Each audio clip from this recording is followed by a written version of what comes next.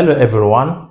In this tutorial, I would like to explain to you why the square root of any non-negative real number is always positive, not plus or minus. So if you are new here, consider subscribing. Press the bell icon so that you will be notified whenever I upload any content. And don't forget to share to your learning colleagues. All right, let's get started.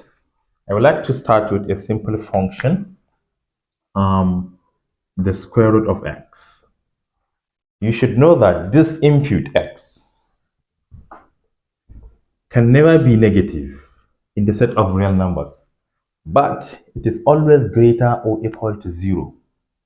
If you consider x to be negative, for instance, -1, you have square root of -1, which we know is I. Not even plus or minus I, but I. And we know that I is not a real number. We are talking about real world. So square root of x, the input x, is always greater or equal to 0. But that's not what we are talking about. We are talking about the output, which is the range. So if I have a function of y equal to the square root of x, you should know that the x, let me start with the x, which is the domain, are all set of values of x greater or equal to 0, right? But for the range, we are talking about y, right? Is also greater or equal to 0. So since the output cannot be negative, it implies that the square root of x is also positive, not plus or minus anything. We're going to graph it soon. Suppose we have a y-axis and x-axis like this. Let me input some values of x. Let me use 1. Let me use 4. Let me use 16, for instance, because I know these are perfect square numbers. If you take 1 and plug it into x, you have y equal to square root of 1. And square root of 1 is 1, so you locate 1 here. So we have a point. I may even decide to use 0, right? Because we know square root of 0 is 0, so we have a point here.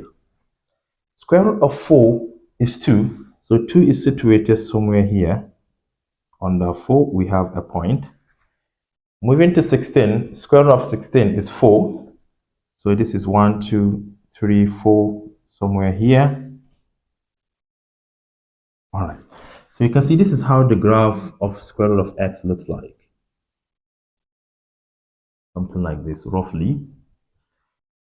So you should know that the graph of the square root of x can never go below x-axis. And that's when you have negative outputs. We have -1 here, we have -2 here. All these values are negative. So it is only when you have negative outputs that you will consider square root of a number to be plus or minus. But you can see that the output are all positive numbers from 0 up to positive infinity. This is why it is greater or equal to 0. This is graphically. Let me show you another one. I will explain why we used to have that plus or minus. Just a moment. And you should know that y equal to square root of 9 is never the same thing as y equal to y squared equal to 9.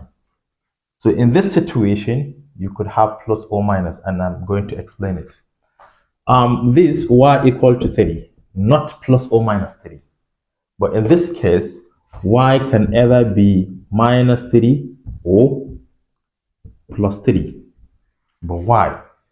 I will explain this one. Because this is where we used to have the plus or minus. And it is not because we are taking square root of 9 that we do have this plus or minus. I will explain this. If you have y squared equal to 9, for you to undo this power of 2, you have to take square root, right? So if you take square root of the left-hand side, which is y squared, then you take square root of the other side, you add plus or minus. Because square root was not there before, we just introduce it to the other side. So this becomes y, because this will cancel this, and this is equal to plus or minus 3. But I want to assure you that we have this plus or minus 3 not because of the square root. Should I prove it for you? All right, just a moment. It's not because of the square root. The best way to solve any equation is to take all terms to one side. So if you take 9 to the left hand side, you have y squared minus 9 as it crosses over, and we have 0 to the other side. Remember that 9 is the same thing as 3 squared from one of the laws of indices. This is y squared minus 3 squared equal to 0. This is nothing but difference of two squares, right?